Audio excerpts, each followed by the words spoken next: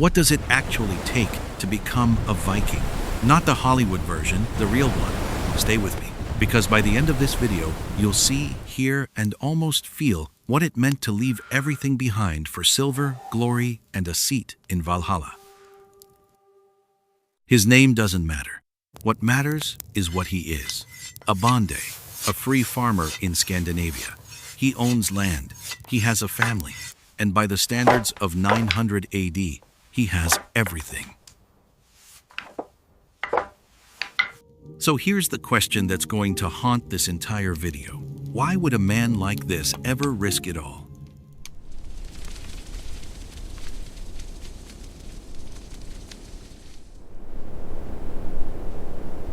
Because winter in Scandinavia doesn't negotiate. The soil is thin, the fjords freeze, and if you're the third son of a farmer, you inherit nothing. Not land, not cattle, not a future.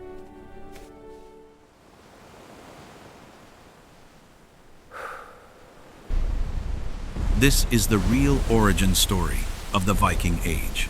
Not bloodlust, not savagery, scarcity. And the sea, that brutal, unforgiving sea, was the only door left open.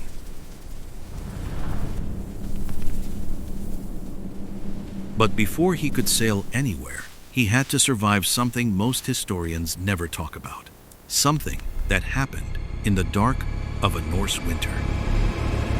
We'll get to that, but first, there's a skill he had to master that modern scientists only recently figured out. Glima, Norse wrestling.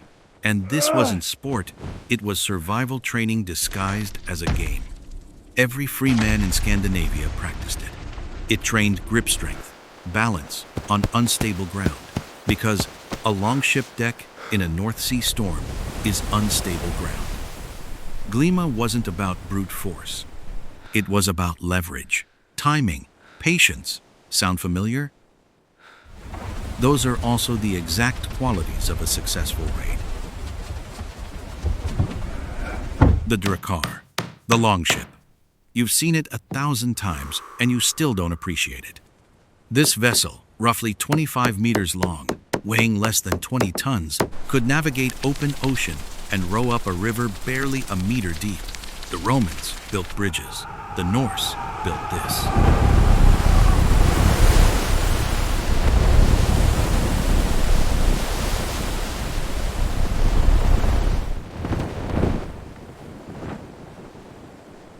The hull wasn't rigid. It was designed to flex with the sea. Our AI reconstruction reveals the texture of it. Raw oak planks, sealed with animal hair and pine tar, each one hand-shaped. You could almost smell it.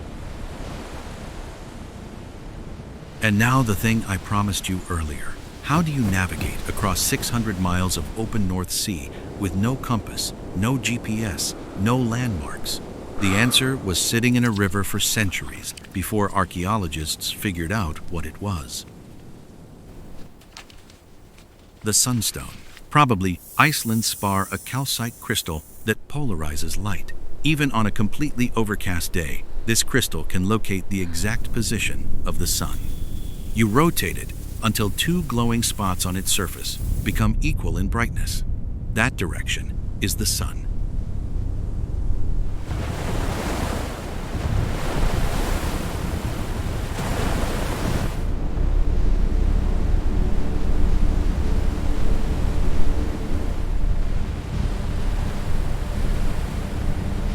In 2013, scientists confirmed it works. Accuracy within a few degrees, enough to cross an ocean. Our Bonde didn't have a chart. He had this crystal, a carved wooden bearing dial, and a raven. Let one go if it flies toward land. Follow it. If it circles and returns, you're nowhere. Keep rowing. England is 5 days away, and nobody there knows they're coming. This is where our AI visuals earn their keep. Watch the textures. This is what a Viking raid looked like. Not the painted warriors of film, men in rough wool and boiled leather, axes and shields that had been repaired twice already.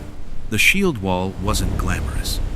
It was a wall of exhausted, determined men who had crossed the sea and had exactly one job left to do. The shield wall. Our AI reconstruction focuses here because this formation is misunderstood. It wasn't a static line. It breathed. Men in the back pushed into the backs of men in the front. The goal wasn't to kill the first man in front of you, it was to break their will, create pressure, create chaos, create an opening. The Bonde has made it this far. He's crossed the sea, he's held the line, and now if he survives, something extraordinary happens. Remember that question from the beginning? Why does a man with a farm, a family, and a future risk it all? This is why. Silver. In the Norse economy, silver wasn't just wealth, it was status. It was proof. An arm ring given by a jarl was a social contract. It said, this man stood in the wall. This man crossed the sea. This man earns a seat at the table, not inherited, earned, unquote. Not everyone makes it back. And here is where the Norse worldview does something extraordinary, something that made these men unafraid to die. The Valkyries, choosers of the slain. In Norse belief, death in battle wasn't an ending, it was a selection. Odin's handmaidens chose the most worthy and took them to Valhalla, a hall of warriors, feasting, training, preparing for Ragnarok, the apocalypse, the final battle. This is why the Bonde isn't afraid. He's not gambling with his life. In his worldview, he literally cannot lose. Win the raid, return home with silver and status. Die with an axe in your hand, Valhalla. The only unacceptable death is the one that comes in bed from sickness in the dark. He made it. The Bonde, once a man with too little land and too many brothers, has silver in his pouch, a story on his lips, and a seat at a jarl's table. The AI reconstruction shows us the mead hall as it would have been, deafeningly loud, firelit, smelling of roasted meat and wet wool and wood smoke. The Viking Age didn't come from nowhere. It came from thin soil, brutal winters, and men who decided the sea was better than starvation. It was built on a crystal that finds the sun, a ship that bends without breaking, and a belief system that turned death into a promotion. Next time you hear the word Viking, remember the Bonde, the farmer, the man who looked at the gray sea and chose it.